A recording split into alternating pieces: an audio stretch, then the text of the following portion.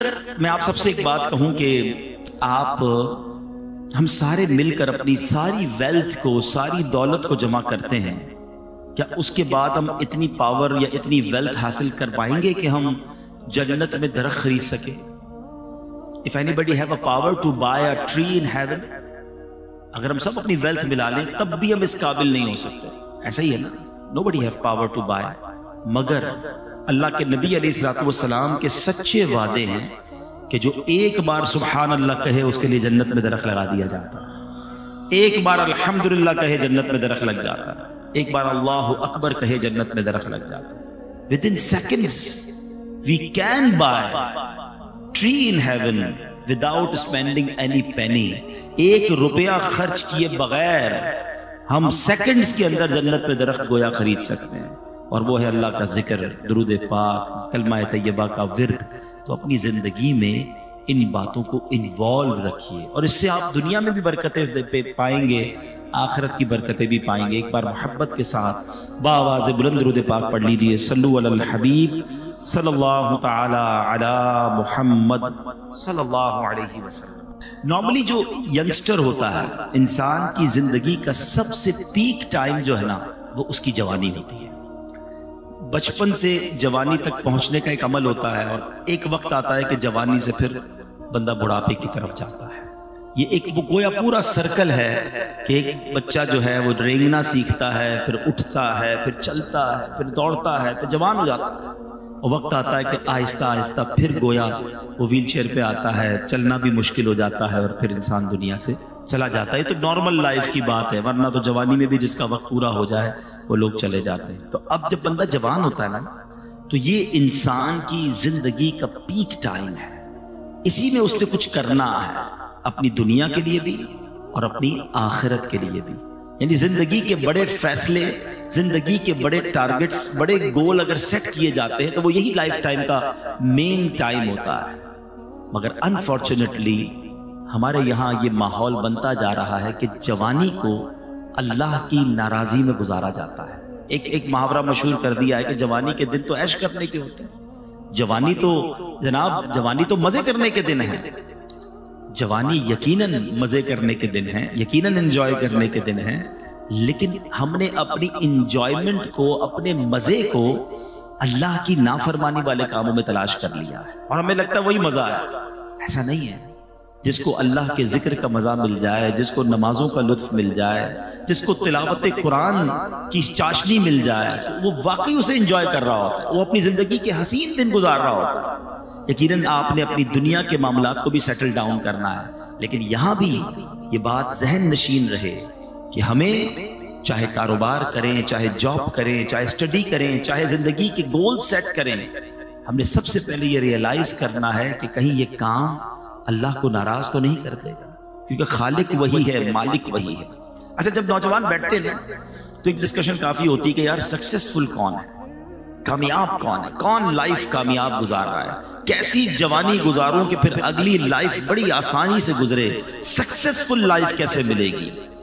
آج میں قرآن پاک کی چند آیتیں آپ کے سامنے پیش کروں گا. یہ کون طے کرے گا کہ کون کامیاب ہے؟ آپ کریں گے، میں کروں گا، یا وہ طے کرے گا جس نے اس کائنات کو بنایا ہے، جس نے مجھے بنایا ہے، جس نے آپ کو بنایا ہے؟ وہ رب بتائے گا نا کہ کامیاب کون ہے.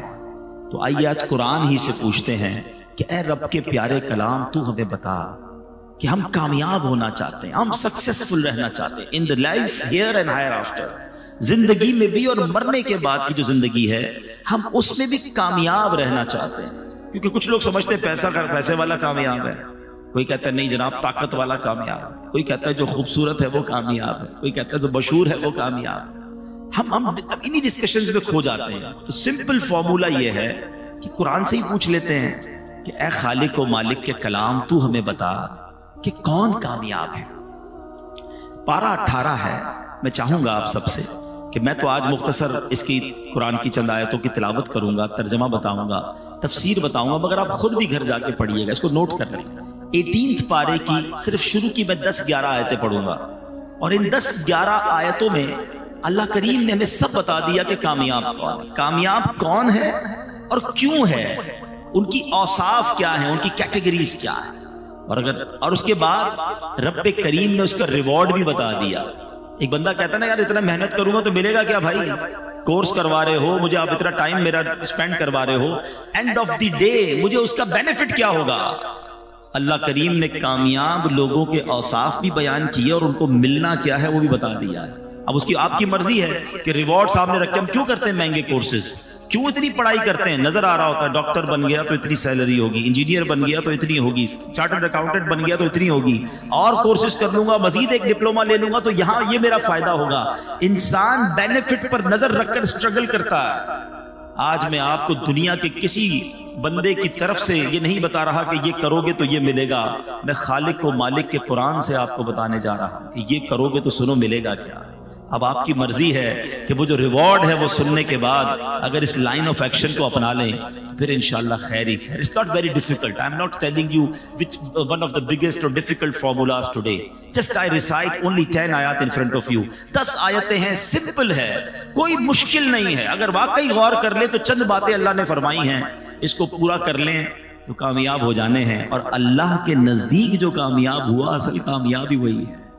ایک بات یاد رکھنا, مجھے میرے کولیگز کہیں, مجھے میرے فرینڈز کہیں, میرے رشتہ دار کہیں کہ بڑا کامیاب آدمی ہے, اور اللہ کی بارگاہ میں اگر کامیاب نہیں ہوں, وہ مجھ سے ناراض ہے, تو اس کامیابی کا کوئی فائدہ نہیں ہے. اور جس کو رب فرما دے نا یہ کامیاب ہے, اللہ کے حبیب فرما دے یہ کامیاب ہے. ہمیشہ یاد رکھنا جس سے رب راضی اس سے سب راضی. ہاں ہم سب کو راضی کرنے کے لیے بعض اوقات رب کو ناراض کر بیٹھتے ہیں. We have to decide کہ ہمیں اللہ اور اس کے رسول کو راضی کرنا ہے. تو آئیے قرآن کی چند آیتیں ہیں, پارہ 18 ہے, سورہ مومنون. قرآن فرماتا ہے بسم اللہ الرحمن الرحیم قد افلح المؤمنون. پہلی آیت اللہ فرماتا ہے بے شک ایمان والے کامیاب ہو گئے. کامیاب کون ہے؟ ایمان والا. اے اللہ تیرا شکر ہم ایمان والے ہیں. کتنی بڑی نعمت ہے ایمان, ہم ایمان والے ہیں. یہ فرسٹ کنڈیشن کو ہم نے اچیو کر لی ہے وداؤٹ اینی ڈیفیکلٹی اور وداؤٹ اینی اس کو آپ کا اسٹرگل. اللہ نے مہربانی کیسی کی کہ ہم کسی کافر کے گھر میں پیدا نہیں ہوئے, آنکھ کھولی تو ماں باپ مسلمان تھے. یہ اللہ کی مہربانی ہے. ہم میں سے کسی نے دعا تھوڑی کی تھی پیدا ہونے سے پہلے, یا اللہ جب بھی پیدا کیجیے مسلمان گھرانے میں پیدا کرنا. بغیر مانگے اللہ نے مجھے اور آپ کو مسلمان بنا دیا. کان نے پہلی آواز سنی تو اللہ اکبر سنی. تو قرآن کہتا ہے کامیاب کون ہے؟ بے شک ایمان والے کامیاب ہو گئے. اب آگے ایمان والے کیسے, یہ آگے قرآن بتائے گا. ٹھیک ہے, اچھا ایمان کی بات پہلے کر لیتے ہیں. ہمیشہ یاد رکھیں the most precious thing which we have, ہمارے پاس جو کچھ چیزیں ہیں ان میں سب سے قیمتی چیز اگر کچھ ہے تو وہ ایمان ہے. ایمان نہیں تو کچھ بھی نہیں. یہ ہمیشہ یاد رکھیے گا. آپ جب تک ایمان کی ویلیو کو فیل نہیں کریں گے آپ اس کی سیکیورٹی کی فیل نہیں کریں گے. میں مثال دیتا ہوں, آپ میں سے ہم میں سے کسی کے پاس پرانی موٹر سائیکل ہو, جہاں چاہے کھڑی کر دیتا ہے. جب نہیں لیتا ہے تو ذرا دھیان رکھتا ہے, لاک بھی لگاتا ہے. گاڑی لے لے تو اور خیال شروع ہو جاتا ہے. زیادہ قیمتی گاڑی ہو تو رات کو اٹھ کے سنا ہے لوگ اپنی گاڑی دیکھ رہے تھے باہر کھڑی ہے, یہ کھڑی ہے, بہت مہنگی ہے نا یار. نارمل موبائل ہے تو کسی بھی جیب میں رکھ دیا. مہنگا موبائل لیا تو بیان کے دوران بھی ہاتھ لگا کے چیک کرتے ہیں, ہاں ابھی بھی ہے, خیر ہے, گیا نہیں ہے. کیوں؟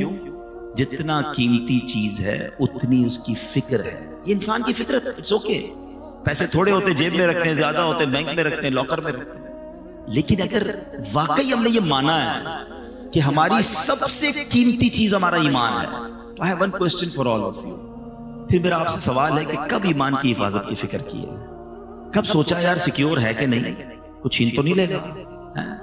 کبھی جس طرح چیزوں کو چیک کرتے ہیں, یار موبائل ہے, پیسے ہیں, گاڑی ہے, بینک بیلنس منگوا رہے ہوتے ہیں لوگ, یا چیک کر لو سب ٹھیک ہے. لیکن کبھی کوئی ایسا ہم نے اپنی بیلنس شیٹ نکالی ایمان کی کہ یار ایمان بھی ٹھیک جا رہا ہے کہ نہیں, تو گڑبڑ تو نہیں ہو گئی, کچھ چھین تو نہیں رہا, چلا تو نہیں جائے گا.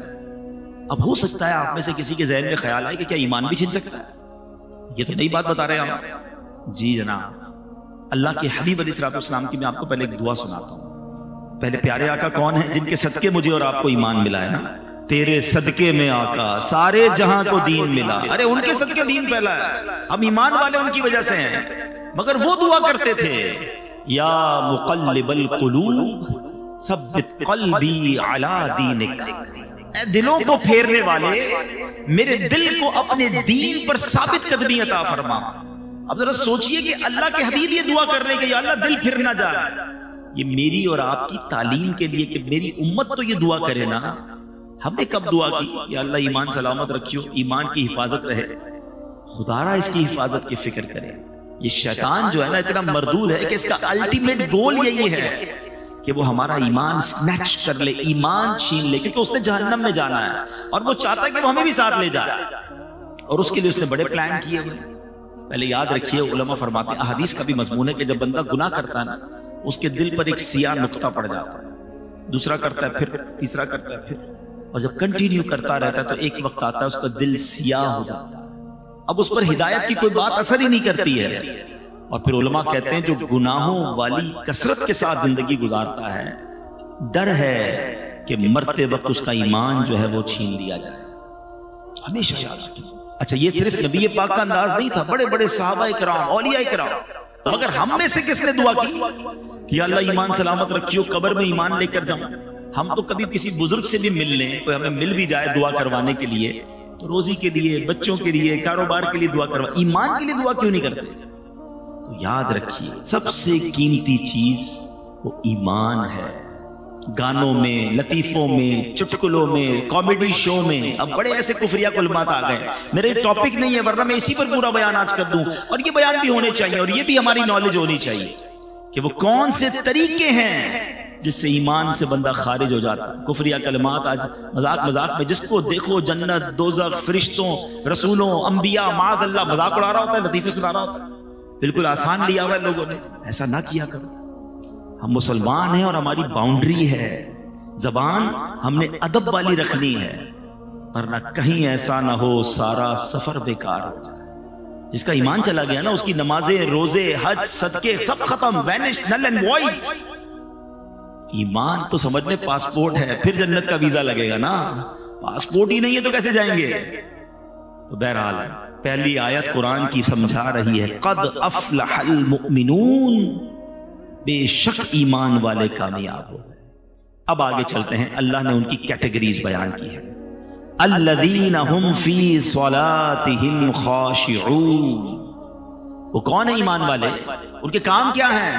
پہلا وصف اللہ قرآن میں فرماتا ہے جو اپنی نماز میں خشوع و خضوع والے، فوکس کرتے ہیں، نماز کو پراپر پڑھتے ہیں۔ اب نماز پراپر طریقے سے پڑھنے والے، یہ ایمان والے وہ ہیں جو کامیاب ہیں۔ بڑی تعداد تو نماز ہی نہیں پڑھتی ہے، خشوع و خضوع تو بات کی بات ہے نا۔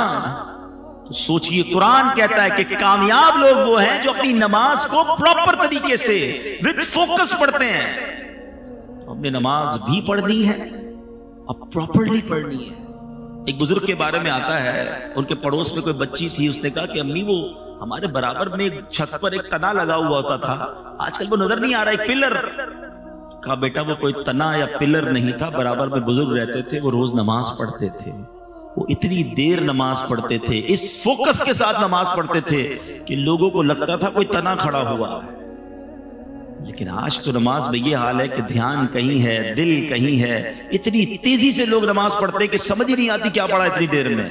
ایک بار نبی پاک علیہ السلام کی بارگاہ میں ایک شخص آیا، اس نے نمازیں ادا کی۔ نبی پاک نے فرمایا تمہاری نماز ٹھیک نہیں ہوئی ہے، دوبارہ پڑھو۔ پھر پڑھنے گیا، واپس آیا، پیارے آقا نے کہا تم نے نماز ٹھیک نہیں پڑھی، دوبارہ پڑھو۔ پھر آیا پیارے آقا نے تیسری بار اس سے کہا دوبارہ پڑھو، کہا حضور مجھے ایسے ہی آتا ہے، میں نے تو سیکھی ایسے ہے۔ فرمایا یہ وہ نماز نہیں، حدیث کا خلاصہ ہے، اطمینان سے رکوع کرو، اطمینان سے سجدہ کرو، اطمینان سے قیام کرو۔ پیارے آقا علیہ السلام نے فرمایا بدترین چور وہ ہے جو نماز کا چور ہے۔ نماز کو مذاق نہ بنائے، نماز یہ اللہ کی بارگاہ میں حاضری کا وقت ہے، اس کو اہتمام کیجئے، اس کو گویا سیلیبریٹ کیجئے۔ مثال کے طور پہ آپ کو وزیر اعظم بلا لیں، کوئی وزیر اعلیٰ بلا لے، کوئی منسٹر بلائے، کتنا تیار ہو کے جاتے ہیں، پورے محلے کو پتہ چل جاتا ہے کسی بڑی دعوت میں جا رہے ہو تو اتنے پرفیوم لگا کر، اتنے عطر لگا کر لوگ نکلتے ہیں، وہ والے کپڑے استری کروں گا، وہ والے جوتے پہننے، یار یہ تو پچھلی دعوت میں پہن لیے تھے، اب ذرا دوسرا کلر پہننا ہے، سب اہتمام ہے۔ نماز پڑھتے وقت نہ لباس کا خیال ہے، نہ صفائی کا خیال ہے، نہ توجہ ہے، ایسا نہ کریں۔ اپنی نماز کی حفاظت کریں، پراپر طریقے سے پڑھیں۔ ایک میں فارمولہ بھی بتا دیتا ہوں۔ کچھ لوگ کہتے ہیں یار نماز پڑھتے ہیں تو دھیان کہیں اور ہوتا ہے۔ وہ چٹکلا مشہور ہے نا کہ ایک شخص تھا، وہ اس کی جماعت چلی گئی، عشاء کی جماعت، دکاندار تھا، وہ رونے لگا۔ لوگوں نے کہا آپ جماعت چلی گئی اس لیے رو رہے ہیں؟ کہتے جماعت چلی گئی اس لیے نہیں رو رہا، روز عشاء کی نماز میں امام صاحب تلاوت کرتے تھے، میں دکان کا حساب کرتا تھا۔ اب امام صاحب نے نماز تو پڑھا دیا، مجھے خود اپنی نماز بھی پڑھنی پڑے گی، الگ سے حساب بھی کرنا پڑے گا۔ تو مسئلہ یہ کہ نماز میں سارے خیالات آتے ہیں، تو اس کی وجہ یہ ہے کہ ہم نماز کے مطلب کو نہیں سمجھتے۔ اگر نماز میں جو ہم تلاوت کرتے ہیں نا، اس کو ترجمے سے پڑھ لینا ایک بار۔ میں اس کا ایک مشورہ دیتا ہوں، جو چاہتے ہیں کہ نماز میں دھیان نہ بٹے، ایک فارمولہ یہ ہے کہ آپ 30واں پارہ، قرآن پاک کا 30واں پارہ اور سورہ فاتحہ، اس کو پراپر ترجمے اور تفسیر سے 2-3 بار پڑھ لیں۔ میں آپ کو مشورہ بھی دے دیتا ہوں، تفسیر قرآن صراط الجنان، یہ موبائل فون پر بھی موجود ہے، انٹرنیٹ پر اس کی اپلیکیشن بھی موجود ہے، ڈاؤن لوڈ کر لیں، منگوا لیں، 2-3 بار پڑھ لیں 30واں پارہ۔ آپ یقین کریں آپ کی زندگی مزیدار ہو جائے گی، کیونکہ نارملی امام صاحب 30ویں پارے سے کوئی نہ کوئی سورت تلاوت کر رہے ہوتے ہیں۔ اب جب وہ سورہ فاتحہ پڑھیں گے نا تو آپ کو پتہ چل جائے گا بات کیا ہو رہی ہے۔ اب جب وہ آخری پارے کی کوئی آیت تلاوت کریں گے، آپ کو اندازہ ہو جائے گا کہ قبر کا ذکر ہے، حشر کا ذکر ہے، نعمتوں کا ذکر ہے، جنتوں کی بات۔ واللہ میں آپ کو دل کی بات بتاؤں کہ جو قرآن کو سمجھتے ہیں نا، اچھا قاری تلاوت جب کر رہا ہوتا ہے نا، تو دل نہیں چاہتا امام صاحب رکوع میں جائیں، جی چاہتا ہے اللہ کی اور باتیں سنائیں۔ کلام اللہ کو کیا سمجھتے ہو؟ یہ اللہ کا کلام ہے، تو کلام اللہ کو ایک بار ترجمہ تفسیر سے پڑھ لیں، کم از کم ایٹ لیسٹ 30 پارہ پڑھ لیں، تو آپ فوکس ہونا نماز میں شروع ہو جائیں گے۔ ویڈیو دیکھنے کا شکریہ۔ اگر آپ چینل پر نئے ہیں تو سبسکرائب کر لیں اور ساتھ ہی ساتھ بیل آئیکن پر بھی کلک کر دیں تاکہ یوٹیوب ہماری ہر ویڈیو کا نوٹیفیکیشن سب سے پہلے آپ کو بھیج دے۔ جزاک اللہ۔